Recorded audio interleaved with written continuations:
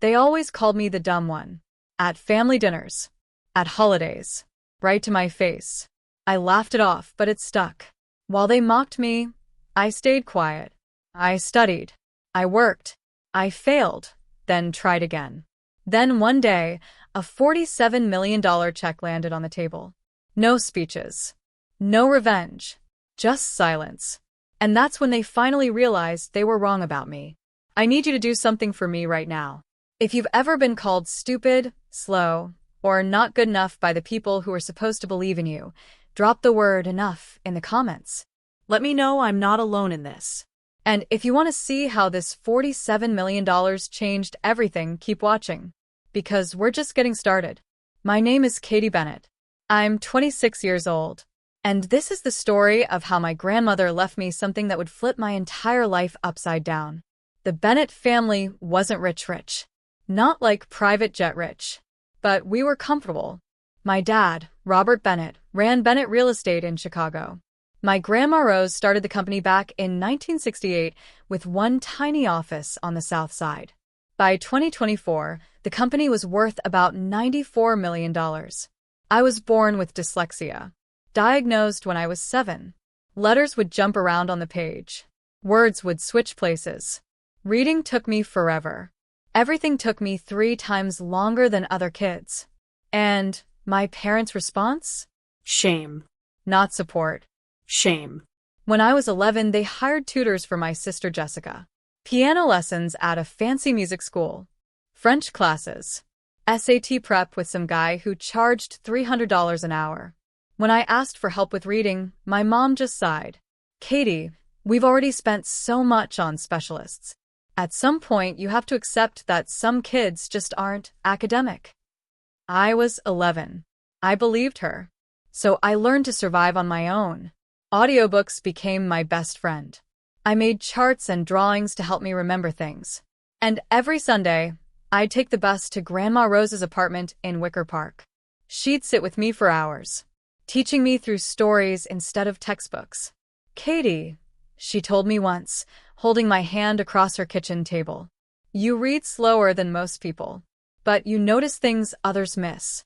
That's not stupid, sweetheart. That's a different kind of smart. I didn't understand what she meant. Not then. But I would. First, I had to survive 18 more years of being the family embarrassment. Christmas, 2018. 20 relatives crammed into my parents' house in Lincoln Park. Fancy dinner. Crystal glasses. The annual show of look how perfect we are. Dad stood up at the head of the table. Wine glass raised. I have an announcement, he said. That voice he used when he wanted everyone to pay attention. Jessica has been accepted to Northwestern Law School. Full scholarship. Everyone clapped. Cheered. Jessica smiled like she'd practiced in a mirror. My oldest daughter, Dad continued, beaming like a spotlight, will be the first Bennett to go to Northwestern in 4 generations. She's going to take this family and this company to incredible places. More clapping. Uncle Mike patted Jessica on the back. Aunt Linda wiped fake tears with her napkin. Then Dad's eyes drifted down the table. To me. And Katie. He paused. The warmth in his voice disappeared. Well. Katie is also here. A few people laughed. Soft, uncomfortable laughs. The kind people make when they don't know what else to do. Jessica didn't defend me. She just smiled. I stared at my plate. The turkey blurred. I blinked hard. Refused to cry. Under the table, someone squeezed my hand. Thin fingers. Soft skin. Grandma Rose. She sat across from me. And when I looked up, her eyes were angry. Not at me. At her own son. She didn't say anything. Not then. But 3 months later, she called me to her apartment. Said she needed to show me something important. I didn't know it at the time. But that Christmas dinner, that moment, had set something in motion. Something that would take 5 years to explode. After graduating from a state school in 2022, I applied for a job at Bennett Real Estate. I wanted to prove I could do something. That I wasn't useless. Dad hired me as a secretary. Salary? $38,000 a year. That same month, Jessica joined as head legal advisor. Her salary? $250,000. Plus bonuses. My job was simple. Make copies. Book conference rooms. Get coffee for people who never learned my name. I wasn't invited to meetings. Never saw contracts. Never got asked my opinion. But I watched. And I listened. And I discovered something about myself. I could see patterns other people missed. When executives talked about deals in the hallway, I'd sketch little diagrams. Who was involved? Where the money went. What could go wrong? The same skills I developed to survive dyslexia had become something else. Something powerful. Grandma Rose taught me that. During those Sunday visits, she'd spread out old contracts on her kitchen table. Showed me how to read them not word by word, but as whole systems. Your dad reads contracts like a lawyer, she told me once in 2019, right before she got sick. He looks for what he can take. You read them like a builder. You see how everything connects. That same day, she handed me a small wooden box. Dark wood. Brass corners. Keep this safe, she said. Don't open it yet. You'll know when. I took it home. Put it in my closet. Tried to forget about it. But I couldn't forget the look in her eyes. Like she knew something I didn't. The email came on a Tuesday afternoon. Subject line, position restructuring, confidential. My hand shook as I opened it. Dear Ms. Bennett, as part of our organizational restructuring, your current position will be eliminated effective June 1st, 2024. HR will contact you regarding severance options. I read it 3 times. The words kept rearranging themselves. But the message stayed the same. They were firing me. That night, I stayed late, organizing files nobody would ever look at. Through the thin wall between my desk and Dad's office, I heard voices. Dad and Mom. We can't have her here when Jessica takes over, Dad was saying. It looks bad. The CEO's sister working as a secretary. People ask questions. What kind of questions? Mom's voice was soft. Why she's not in leadership. Why we haven't promoted her. A pause. Why she's the way she is. My chest tightened. Mom sighed. We've done everything we could for her, Robert. Some kids just don't have what it takes. Exactly. So she needs to go. We'll give her severance. She can find something else. Something more suited to her abilities. I pressed my hand against the wall. $38,000 a year. My tiny apartment in a rough neighborhood cost $1,200 a month.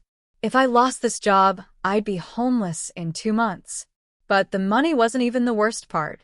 The worst part was knowing that if I let them do this, if I accepted their version of who I was, I would spend the rest of my life being the family failure. Not because I'd actually failed, but because I'd never been given a chance to succeed. Jessica's graduation party was the next day. A huge celebration at the Drake Hotel downtown. 300 guests. Business partners. Investors. Lawyers from expensive firms. Family members I barely knew.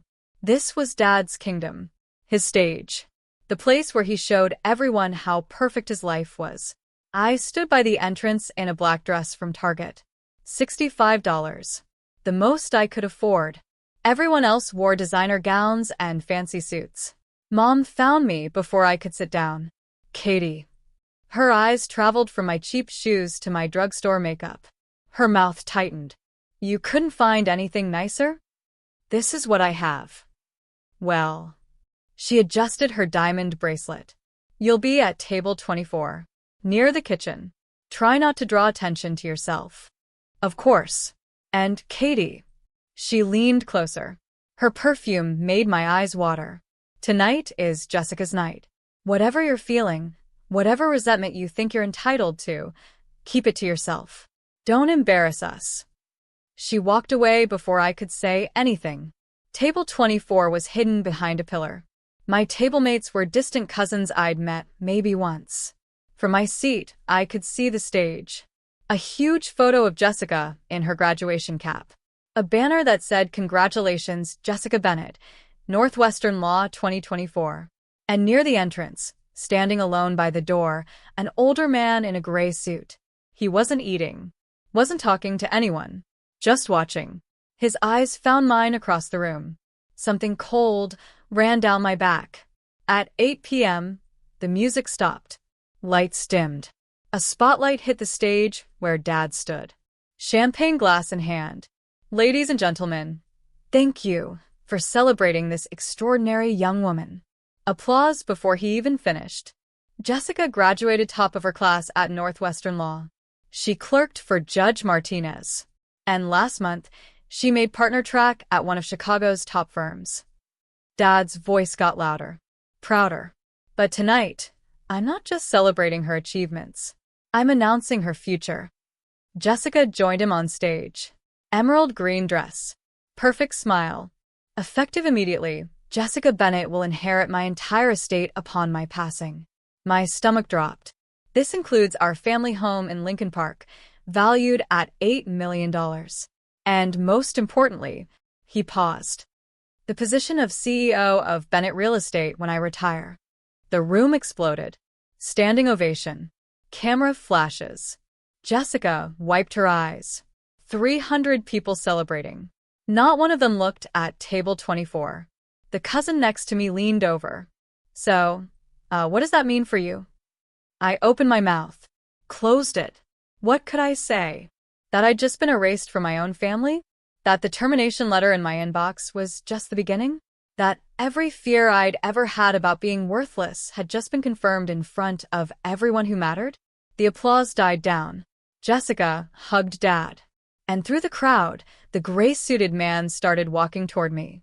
Slowly, deliberately, like he'd been waiting for this exact moment.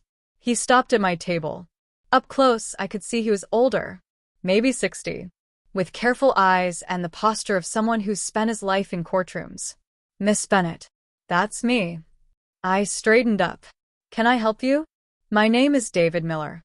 He pulled out a business card. Heavy paper. Embossed letters. Miller and Associates, attorneys at law. I was your grandmother's lawyer. My grandmother. The words hit like a slap. Grandma Rose passed away 3 years ago. I'm aware. He didn't smile. Didn't soften. She left something for you, with very specific instructions about when to deliver it. From inside his jacket, he pulled out a cream-colored envelope, sealed with red wax, a notary stamp pressed into it. What is this? Her will. The real one. His voice dropped. The one your father doesn't know exists. I stared at the envelope. The notary's seal said September 10th, 2019. 4 months after that Sunday at her apartment. 4 months after she'd given me the wooden box. I don't understand. Your grandmother gave me explicit instructions. I was to deliver this document on the day your father publicly disinherited you. He glanced toward the stage where Dad and Jessica were still posing for photos. I believe that just happened. My hands trembled as I took the envelope. Mr. Miller, what's in here? For the first time, something almost warm flickered in his eyes. Mrs. Rose told me to tell you. Give this to Katie on the day Robert shows her exactly who he is. By then, she'll be ready. He straightened his tie. I'll be available when you have questions. You have my card. Then he turned and walked away. Disappeared into the crowd. I couldn't breathe in that ballroom. I pushed through a side exit. Found an empty hallway near the kitchen. Fluorescent lights buzzed overhead. The celebration was just muffled noise now.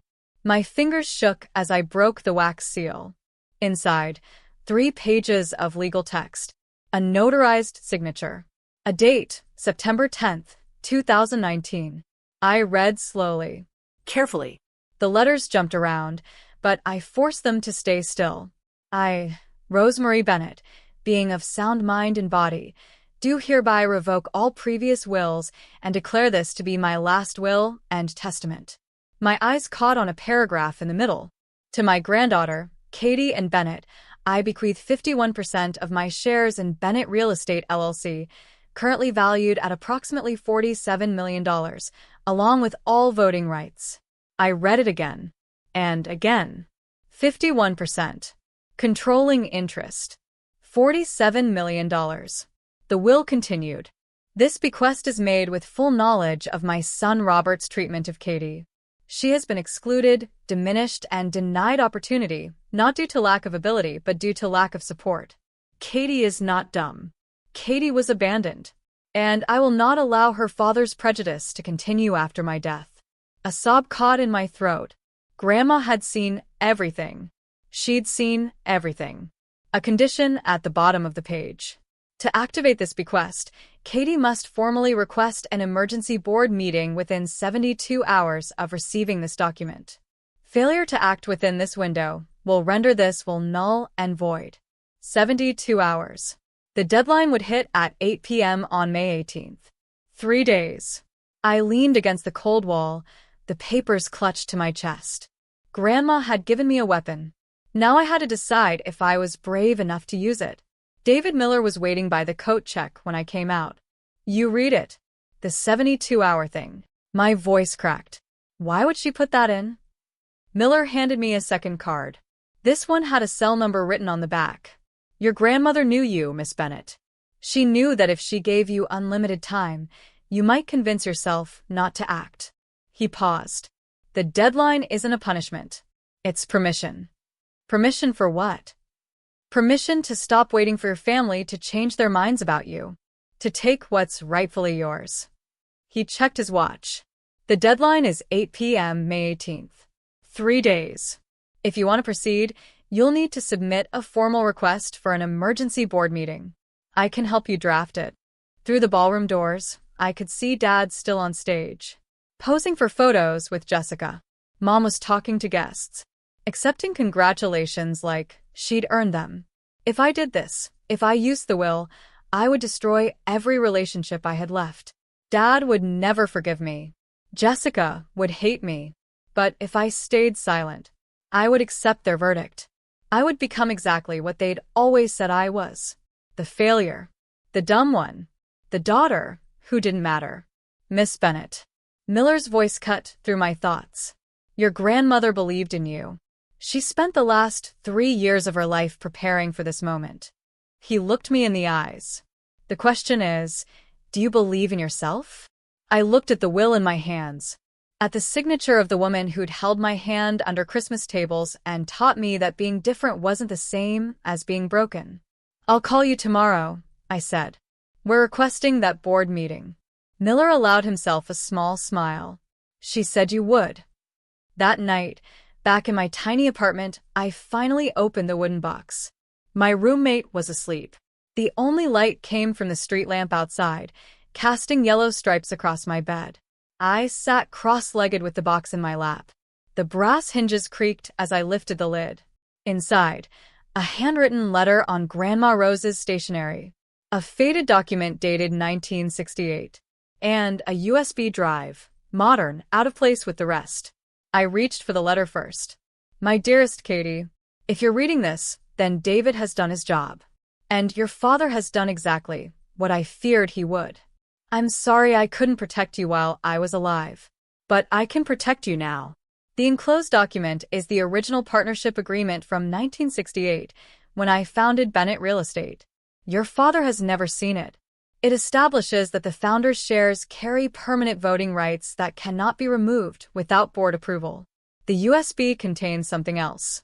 Something your father hoped I'd forgotten. In 2018, Robert proposed a resolution to reduce my voting rights from 51% to 10%. His reason? I was too old to understand modern business. The real reason? He wanted control. And I was in his way. The board rejected his proposal. I was one of the votes that stopped him. I never forgot what he tried to do. And I never forgave him for the way he treated you to justify it. Use this wisely, Katie. Not for revenge. For justice. All my love. Grandma Rose. I plugged the USB into my laptop. One file. Board meeting minutes. March 2018. PDF. Evidence of Dad's attempt to strip his own mother of power. Documented. Timestamped. Undeniable. The next morning, I called Margaret Walsh. She'd been on the board since 1975. One of Grandma Rose's closest friends. She answered on the second ring. Katie Bennett. Her voice was warm but rough, like she'd lived 1,000 lives. I've been wondering when you'd call. You know who I am? Sweetheart, your grandmother and I built half the South Side together in the 70s. She talked about you all the time. A pause. She also told me about the will. 3 years ago, right before she passed. My grip tightened on the phone. Then you know what I'm about to do. I know what you're considering doing. There's a difference. Her tone shifted. More serious now. You want to request an emergency board meeting. That requires 3 board members to sign the petition. I'm 1. You'll need 2 more. Can you help me find them? I can do better than that. I heard papers shuffling. Robert Bennett isn't as popular as he thinks. His management style is, let's call it difficult. At least 3 board members have complained privately. They just need someone to go first. Hope flickered in my chest. Who? Thomas Rivera. Linda Park. They've both been on the receiving end of Robert's temper. Will they sign? I'll make some calls. Another pause. Katie, I need you to understand something. This won't be pleasant. Your father will fight. Your sister will fight. They'll say terrible things. They've been saying terrible things my whole life, I said quietly. At least now I get to respond. Margaret laughed. Warm and real. Rose always said you had steel under all that quiet. I'm starting to see what she meant. She cleared her throat. I'll have the petition ready by tonight. Board meeting request. May 18th, 10 a.m., Bennett Real Estate Headquarters, 14th floor. Thank you, Margaret. Don't thank me yet. Thank me when you're sitting in that boardroom. May 17th. Dad found out about the board meeting at 3 p.m. I know because Jessica called me an hour later. Her voice was tight, controlled, angry. What did you do? I was sitting at my desk. Pretending to work. I don't know what you're talking about. Dad just got a notice from the board secretary. Emergency meeting tomorrow. Requested by Margaret Walsh and 2 other directors. A pause. Sharp as broken glass. Margaret hasn't requested anything in 15 years. What? Did you do? Maybe she has concerns about company management. Don't play games with me, Katie. Jessica's composure cracked. If you're trying to embarrass us, trying to make some kind of scene, I'm just doing my job, Jessica. Same as always. She hung up without saying goodbye. 20 minutes later, Dad stormed past my desk. He didn't look at me, didn't say a word, just slammed his office door hard enough to rattle the windows. Through the wall, I heard him on the phone. This is ridiculous. A waste of time. Margaret's probably losing it. We'll address her concerns and move on. A pause. No, I'm not worried. Katie? My God, Linda, she can barely read a contract. She's not a threat to anyone. I smiled. For the first time in 26 years, being underestimated felt like a weapon. That night, I prepared. Printed 3 copies of the will. Downloaded the 2018 board minutes onto my phone as backup. Wrote a brief statement. Not an accusation. Just facts. David Miller confirmed he'd attend as the authenticating attorney. Margaret texted at 10 p.m. Petition filed. See you tomorrow. Your grandmother would be proud. I barely slept. But it wasn't anxiety keeping me awake. It was something else. Anticipation. May 18th, 2024. 9:45 a.m. The elevator opened onto the 14th floor of Bennett Real Estate Headquarters. Floor-to-ceiling windows. Marble floors. The kind of expensive design meant to make you feel small. I stepped out wearing a borrowed blazer from my roommate. 2 sizes too big. Carrying a fake leather folder I'd bought at Goodwill for $8. The security guard at the boardroom door held up his hand. Name? Katie Bennett. He checked his tablet. Frowned. You're not on the authorized list. I'm a Bennett real estate employee, and I have business with the board. Ma'am, this is a restricted meeting. I can't. Is there a problem? Jessica's voice behind me. I turned. She looked perfect. Navy suit. Designer scarf. The uniform of someone who belonged here. Katie. Her smile was fake. What are you doing here? I have information to present to the board. Information? She laughed. Sharp. Pull. About what? You work at the front desk. The nature of my presentation is confidential. You don't even know what a balance sheet is. Before I could respond, Dad appeared at the end of the hallway. 2 executives with him. What's going on? Katie wants to attend the board meeting, Jessica said. I was just explaining that's not possible. Dad looked at me the way he always did, like I was dirt on his shoe. Katie, go back to your desk. This doesn't concern you. Actually, a voice called from inside the boardroom. It does. Margaret Walsh appeared in the doorway. 70 years old, silver hair, standing with the quiet authority of someone who'd been building empires when Dad was still in college. I invited her. She has standing to address the board. Margaret smiled. Let her in. Dad's jaw tightened. For a moment, I thought he might physically block the door. But Margaret Walsh had been a board member for almost 50 years. Her authority exceeded his. Fine. Dad's voice was ice. Let her speak. We'll see how long it takes before she makes a fool of herself. The boardroom was smaller than I'd imagined.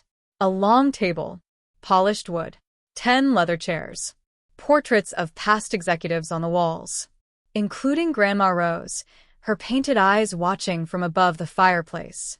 10 board members took their seats. Dad at the head, Jessica to his right. Not officially a board member yet, but positioned as the heir. I was directed to a chair at the far end. The kids' table. In the corner, David Miller sat with his briefcase. He caught my eye, nodded once. Richard Hartley, the board chairman, called the meeting to order. He was in his 60s. Distinguished. Had known Grandma Rose for decades. This emergency session was requested by Margaret Walsh, Thomas Rivera, and Linda Park. He looked at Margaret. You have the floor. Margaret stood. Thank you, Richard. I'll be brief. She gestured toward me. The matter I wish to address concerns a document that recently came to light. A document that affects the ownership structure of this company. She paused. I yield my time to Miss Katie Bennett. All eyes turned to me. Jessica smirked. Dad leaned back in his chair. Arms crossed. Theatrical boredom. I stood. My hands were steadier than I expected. Thank you, Mrs. Walsh. And thank you to the board for allowing me to speak. I opened my folder. What I'm about to present may come as a surprise. I ask only that you listen to the evidence before reaching conclusions. Dad sighed. Loudly. I ignored him. Before I could continue, Dad raised his hand. I'm sorry, Richard, but before we waste everyone's time, he stood. Buttoned his jacket with slow, deliberate movements. I need to provide context. Robert, Margaret started. Katie is my daughter. His voice carried that warm, patronizing tone he used for difficult clients.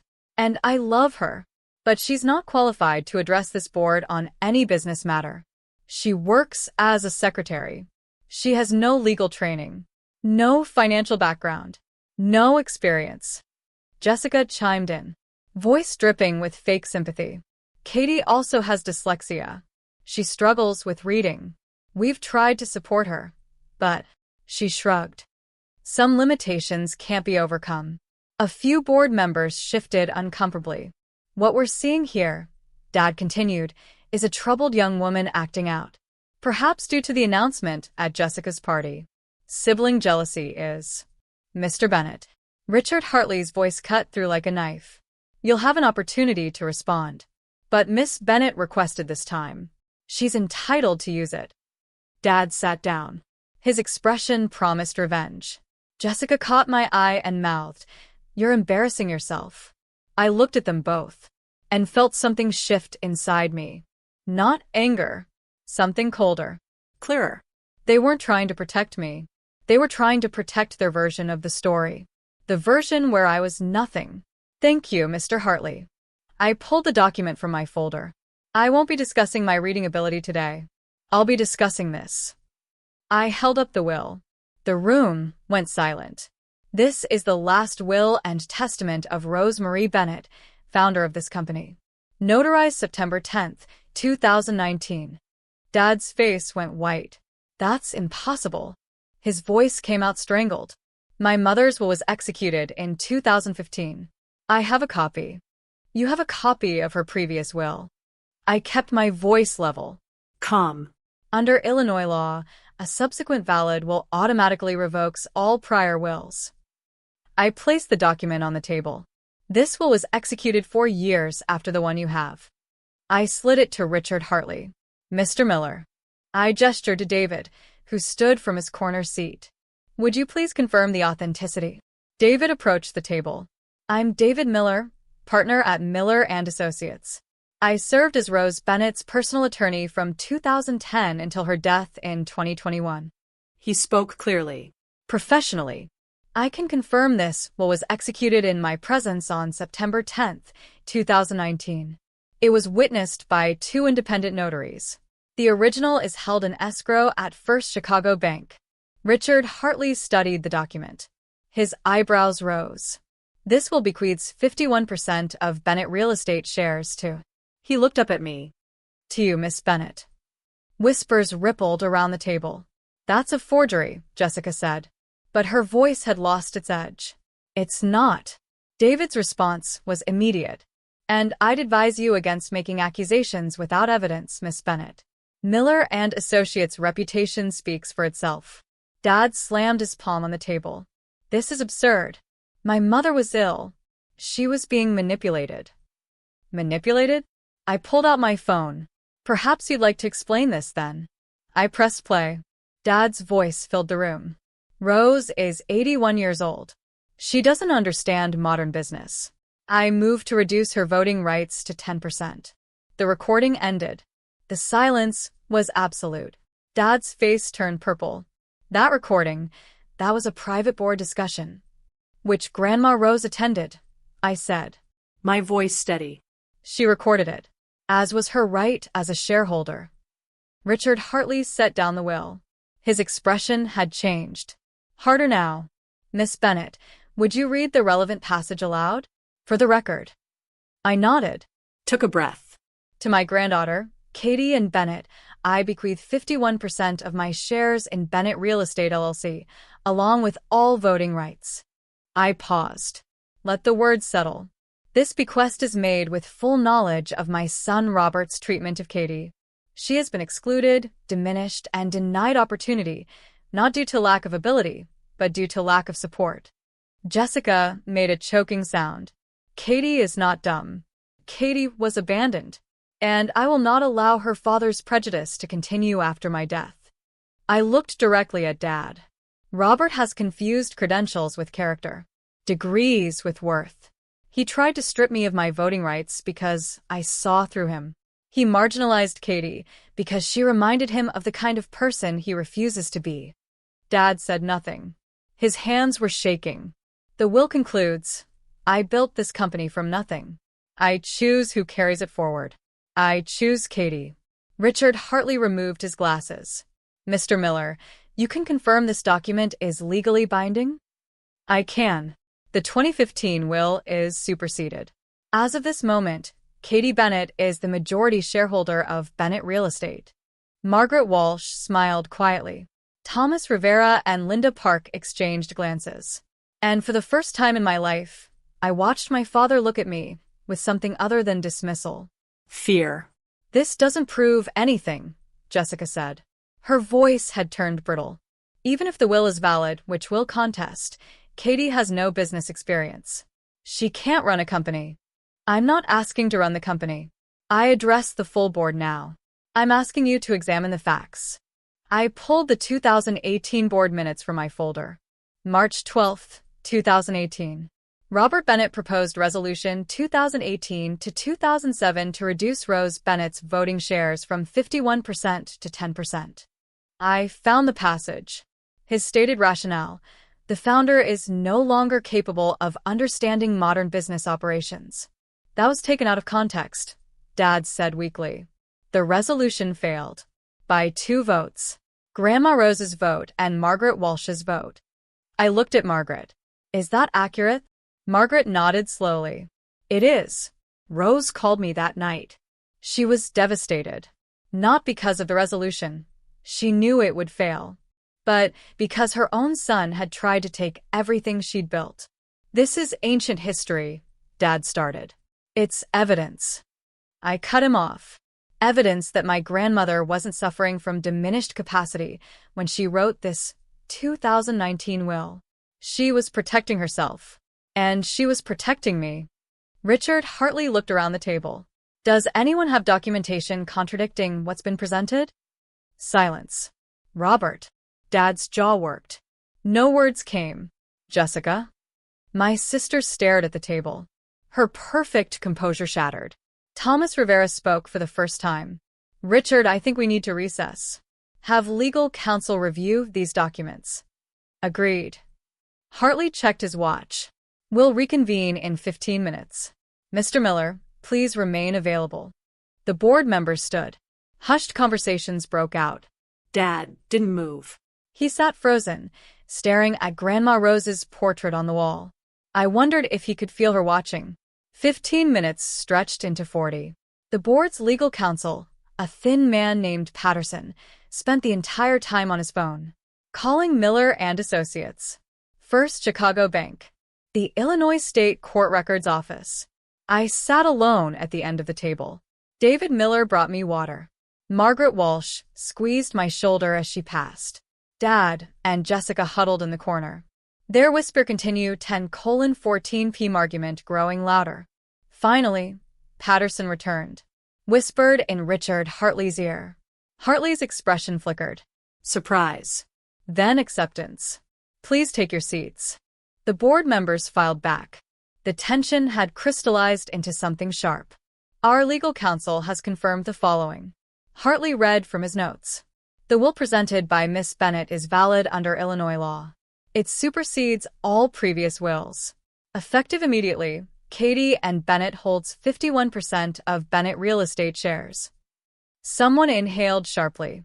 Additionally, Hartley continued, as majority shareholder, Miss Bennett has the right to propose motions to the board, including matters pertaining to executive leadership. He looked at me. Miss Bennett, do you have any motions you wish to bring forward? I stood. My heart pounded, but my voice was steady. I have one motion. Dad rose from his seat. Richard, this is... Sit down, Robert. Hartley's voice carried unexpected steel. Miss Bennett has the floor. Dad sat. His face had gone gray. I looked around the table.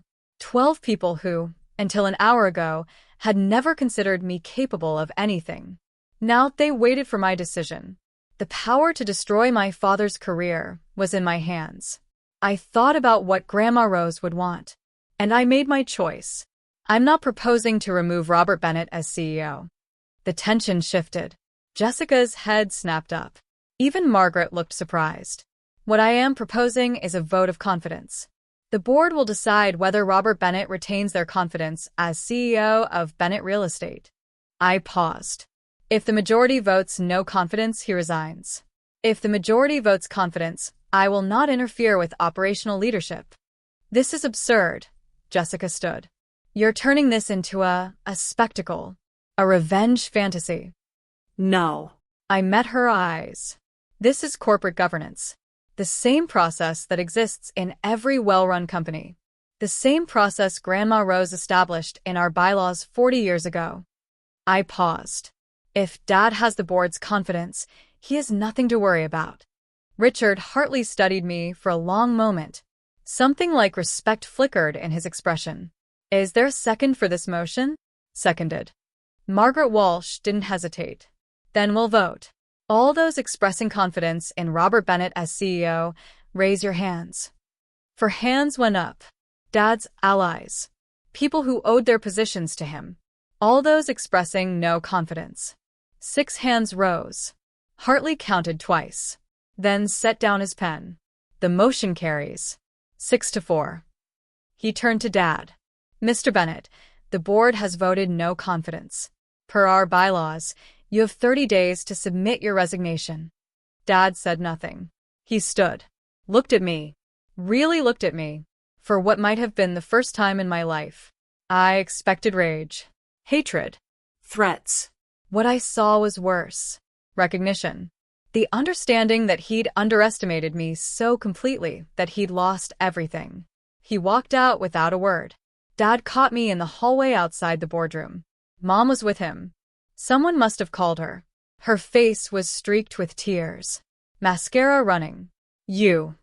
Dad's voice was barely controlled. You ungrateful. Robert. Mom put a hand on his arm. Not here. Not here? She just destroyed our family in front of 12 people. I didn't destroy anything. I stood my ground. I told the truth. The truth? Dad laughed. Bitter and broken. Your grandmother was manipulated. That lawyer, Miller, he must have. Grandma Rose wrote that will 5 months after you tried to strip her of power, because she saw exactly who you are. My voice didn't waver. You didn't lose because I betrayed you. You lost because you betrayed her. Mom stepped forward. Katie, sweetheart, you have to understand. We were trying to protect you. You've always struggled. We didn't want to put pressure. You didn't protect me.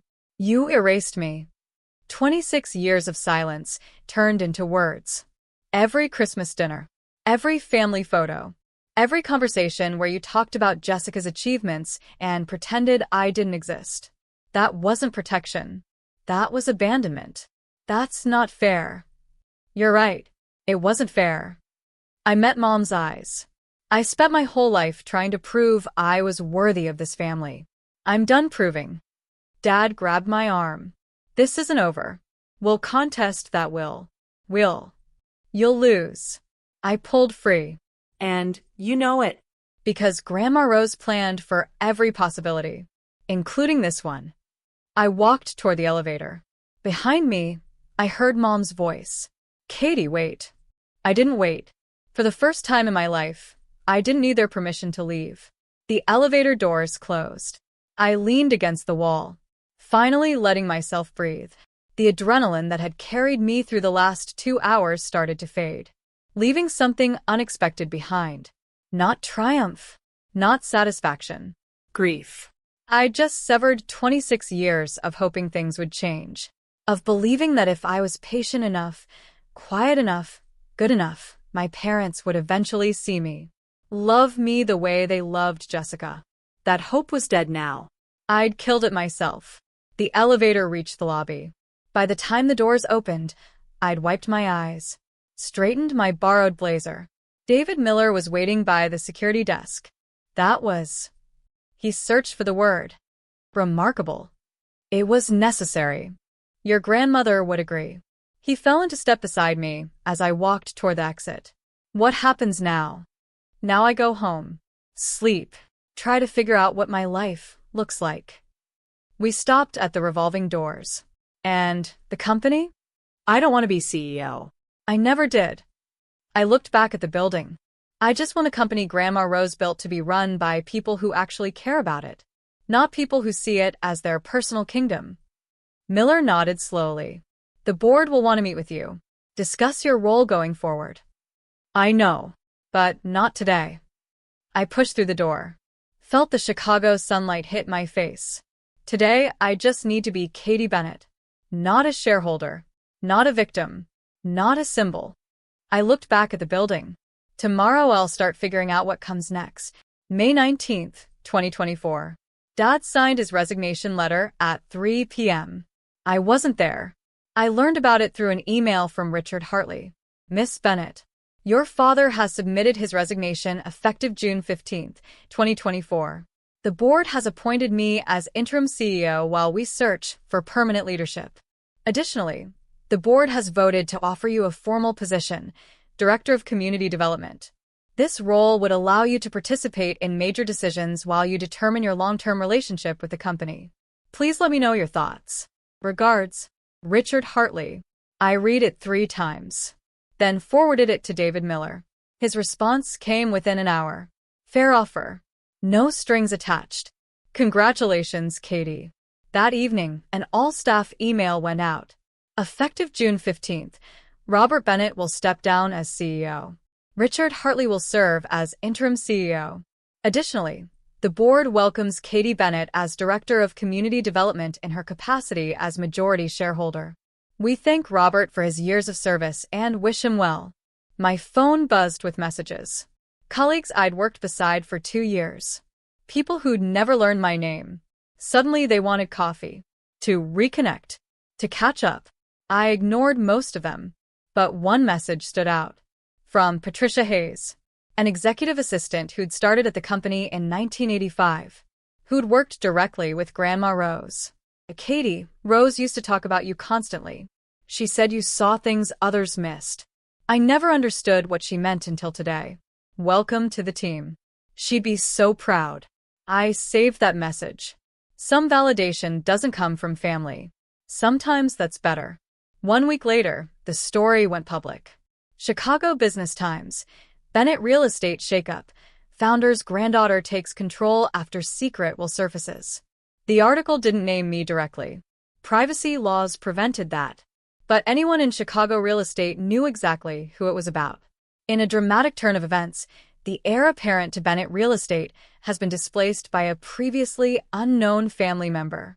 Sources describe the transition as long overdue and cite concerns about the former CEO's management style. Dad and Mom canceled their appearance at a charity gala. Health reasons, according to their statement. 3 business partners requested meetings with me personally. Not with Dad. Not with the board. With me. 2 of them, after hour-long conversations, confirmed they'd continue working with Bennett Real Estate. We've had concerns about Robert's leadership for years, one admitted. Your grandmother built something special. It's good to see her vision protected. The social fallout spread. Friends of my parents suddenly had conflicts. Invitations dried up. The Bennett name, which had once opened every door on the north side, now carried weight for different reasons. I didn't celebrate their humiliation, but I didn't mourn it either. Margaret Walsh called me on Saturday morning. How are you holding up? I don't know yet. Ask me in 6 months. Fair enough. A pause. Rose would have handled it exactly the same way, you know. The vote of confidence instead of firing him outright, giving him a chance he didn't deserve. She laughed softly. She always said mercy was the ultimate power move. I thought about that for a long time after we hung up. Mercy wasn't weakness. Mercy was choice. And for the first time, the choice had been mine. 3 weeks after the board meeting, my phone rang at 1 p.m. Katie. Mom's voice sounded smaller than I'd ever heard it. Can we talk? Just us. I agreed to meet her at a coffee shop in the Loop. Neutral territory. No chance of Dad showing up with lawyers. Mom was already there when I arrived. She looked older somehow. Tired. The careful makeup couldn't hide it. Thank you for coming. She wrapped her hands around a cup she hadn't touched. I know I don't deserve it. What do you want, Mom? To apologize. The word came out broken. For everything. For the way we treated you. For the things we said. For the things we didn't say. Are you apologizing because you're sorry? I asked quietly. Or because everything changed? She flinched. The question hung between us. Both, she finally admitted. I'm ashamed to say it, but both. Her eyes filled with tears. I was so focused on Jessica's success, on maintaining appearances. I told myself we were protecting you from expectations you couldn't meet. She paused. But that was a lie I told myself, so I wouldn't feel guilty. You let Dad call me worthless, I said. In front of family. In front of his business partners. You never defended me. Not once.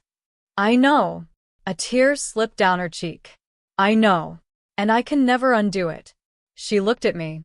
But Katie, I don't want to lose you entirely. I don't know if that's even possible anymore. But I had to try. I looked at this woman, who'd been my mother for 26 years, who'd braided my hair when I was little and forgot my birthday when I was grown. I can't pretend the last 20 years didn't happen, I said slowly. But I'm willing to try building something new. Something honest. She nodded, unable to speak. It wasn't forgiveness, but it was a start. August 2024. 2 months later. Jessica called while I was walking through Millennium Park. I almost didn't answer. Katie, I know I have no right to ask, but can we meet? There's something I need to say. We sat on a bench, near the bean. The August heat pressed down. Jessica looked different. The armor of perfection she'd always worn had cracked. Dark circles under her eyes. Hair pulled back carelessly. I've been in therapy, she said without looking at me. Since May. 3 times a week. That's good. It's brutal. She laughed. No humor in it. Turns out being the golden child isn't a gift. It's a different kind of prison. I waited. Dad expected me to be perfect. Every grade, every achievement, every award. It was never enough. It was just the baseline for what came next. She stared at the sculpture. And the way they treated you, I told myself it was just how things were. That you were different. That I was protecting you by not challenging them. She finally looked at me. But I wasn't protecting you. I was protecting myself. Because if I defended you, I became a target too. That's not an excuse, she said quickly. It's just the truth. What do you want from me, Jessica? Nothing. I don't deserve anything. Her voice cracked. I just wanted you to know I see you now. Really see you. And I'm sorry I didn't look sooner. We sat in silence.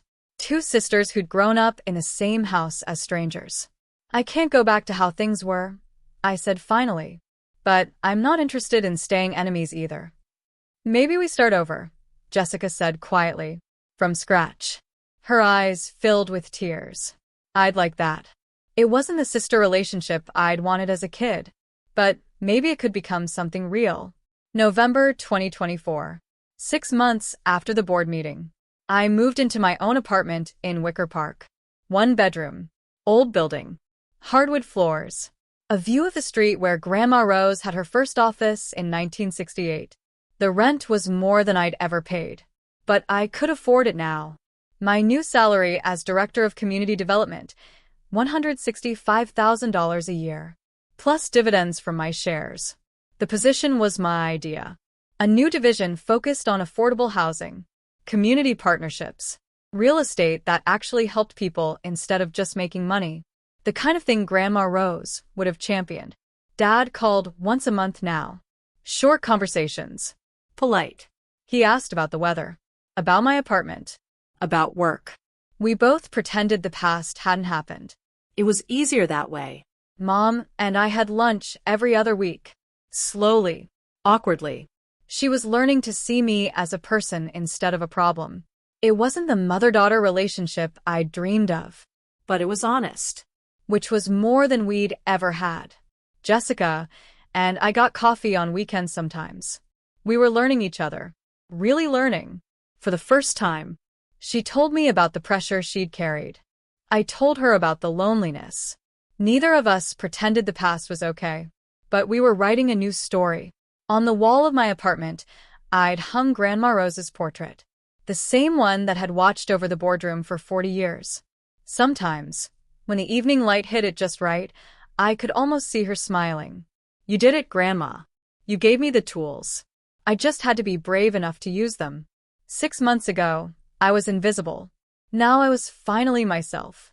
Looking back, I understand something now that I couldn't have understood at 26. Grandma Rose didn't leave me 51% of her company because I was better than Jessica. She left it to me because she knew I wouldn't let power corrupt me the way it had corrupted Dad. Dyslexia isn't my flaw. It's part of who I am. Like my visual memory, my patience, my ability to see patterns others miss. The things that made me slow in my parents' eyes were the same things that helped me see the truth when everyone else looked away. Dad judged worth by credentials, by degrees, by performance. Grandma Rose judged worth by character, by kindness, by how people treated those who couldn't fight back. And now, finally, I get to judge my own worth. Not by what my parents say. Not by what Jessica achieved. Not by what any stranger thinks. By my own standard. My own measure. My own truth. If you're reading this and you recognize yourself in my story, if you've ever been the overlooked one, the dismissed one, the one they said would never amount to anything, I want you to know something. You don't need a secret inheritance to prove your value. But you do need to give yourself permission. Permission to stop seeking approval from people who will never give it. Boundaries aren't walls. They're doors. They let you decide who gets access to your life. And on what terms. My family hurt me for 26 years. But I didn't need to hurt them back to find peace. I just needed to stop waiting for them to see me and start seeing myself. That's the real inheritance Grandma Rose left me, and nobody can ever take it away. December 2024. 7 months after everything changed. I was sitting in my office at Bennett Real Estate. Not a cubicle, not a desk near the kitchen. An actual office, with a window, and my name on the door. Katie Bennett, Director of Community Development. There was a knock. Come in. Richard Hartley stepped inside. He'd been interim CEO for 6 months. The board had just voted to make it permanent. Do you have a minute? Of course. He sat across from my desk. I wanted to talk to you about something. A project your grandmother started in 2018, before she got sick. He pulled out a folder. She'd been working on a plan to convert 3 of our downtown properties into affordable housing, mixed-income buildings, community spaces on the ground floor. He slid the folder across the desk. She never got to finish it, but I think you could. I opened the folder. Sketches. Financial projections. Notes in Grandma Rose's handwriting. This city needs places where real people can afford to live. Not just luxury condos. Real homes. My throat tightened. She wanted me to do this? She wanted someone who understood what she built this company for. Richard smiled. Someone who saw real estate as more than just profit margins. He stood. Take a look. Let me know what you think. We have the resources. We just need someone with a vision. After he left, I sat alone with the folder, reading Grandma Rose's notes, seeing her dreams laid out in careful handwriting. And I realized something. The $47 million wasn't the real inheritance. The company's shares weren't the real inheritance. The real inheritance was this. The belief that I could build something that mattered. That I could take what she'd started and make it even better. That I was enough. Exactly as I was. I picked up my phone. Called Margaret Walsh. Margaret, it's Katie. I need your help with something. What do you need? Grandma Rose had a project. Affordable housing. I want to finish it. There was a pause. Then I heard her smile through the phone. Rose would love that. When do we start? Tomorrow. 8 months after the board meeting. We broke ground on the first building. 3 stories. 40 units. Half affordable housing. Half market rate. Ground floor community center with free after-school programs. Exactly what Grandma Rose had envisioned. The whole board attended the ceremony. Margaret Walsh, Thomas Rivera, Linda Park, Richard Hartley. Even some of the board members who'd initially voted confidence in Dad showed up. They'd come around. Slowly. But they'd come around. Mom and Jessica came too. They stood at the back. Quiet. Respectful. After the ceremony, Mom approached me. Your grandmother would be so proud. I know. She smiled. Sad but genuine. I'm proud too. I should have said that sooner. Jessica hugged me. Quick. Awkward. But real. You're doing something that actually matters, she said. I'm still just shuffling papers for rich people. You could do something different, I said. It's not too late. She nodded slowly. Maybe you're right. Dad didn't come to the ceremony. I didn't expect him to. But that night he sent a text. I saw the news about the groundbreaking. It's a good project. Your grandmother would approve. I stared at the message for a long time. It wasn't an apology. It was an acknowledgement of what he'd done. But it was something. A crack in the wall. Maybe that was enough for now. February 2025. The story hit the Chicago Tribune. Bennett Real Estate transforms downtown properties into affordable housing. New director honors founder's vision. The article included a photo of me at the groundbreaking and a quote from Grandma Rose's original proposal. Real estate should build communities, not just bank accounts. I framed that article, hung it next to Grandma Rose's portrait in my apartment. 2 pieces of evidence that I'd done what she'd asked, that I'd taken what she'd given me and made it matter. March 2025. Almost a year after everything changed. I was walking through the construction site. Hard hat on, clipboard in hand, checking progress, talking to contractors, making sure everything matched Grandma Rose's vision. My phone rang. Unknown number. Hello. Is this Katie Bennett? Yes. Who's this? My name is Sarah Mitchell. I'm a reporter with NPR. I'm doing a story on women transforming family businesses. I'd love to interview you about your work at Bennett Real Estate. I did the interview 2 weeks later. Talked about Grandma Rose, about dyslexia, about being underestimated, about what it means to inherit something and use it to build something better. The story aired in April. Within a week, I got emails from people all over the country. Your story gave me hope. I was the overlooked one too. Thank you for showing us it's possible. I answered every email because I remembered what it felt like. To be invisible, to be told you'd never amount to anything, to believe it. And I wanted every single one of them to know. They were wrong about you too. May 2025. 1 year after the board meeting, I stood in the lobby of the first completed building. Families moving into their new apartments. Kids running through the community center.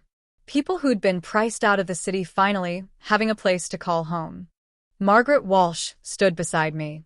Rose would have loved this. I know. You did more than finish her project, Katie. You proved her right. I looked at her. About what? About you. About what you were capable of. About the kind of leader you'd become. She squeezed my shoulder. She bet everything on you. And you proved she was right. That night, I sat in my apartment, looking at Grandma Rose's portrait, thinking about everything that had happened. The board meeting, the vote, the fallout, the slow, painful rebuilding of relationships, the work we'd done, the buildings we'd built, the lives we'd changed. And I realized something. The $47 million check wasn't the victory. The company's shares weren't the victory. The victory was this. I'd stopped letting other people define me. I'd stopped waiting for approval that would never come. I'd stopped believing the lie that I wasn't enough. Dyslexia made reading hard, but it made me see patterns, connections, systems. It made me patient, creative, resourceful. It made me who I am. And who I am is enough. More than enough. My parents called me dumb for 26 years. But Grandma Rose saw something different. She saw potential, vision, Character. she saw someone who could take what she'd built and make it better.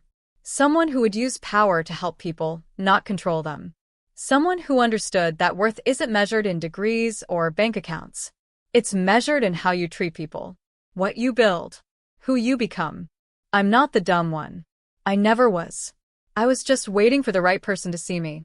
And when Grandma Rose left me that $47 million check, when she gave me 51% of her company, she wasn't just giving me money.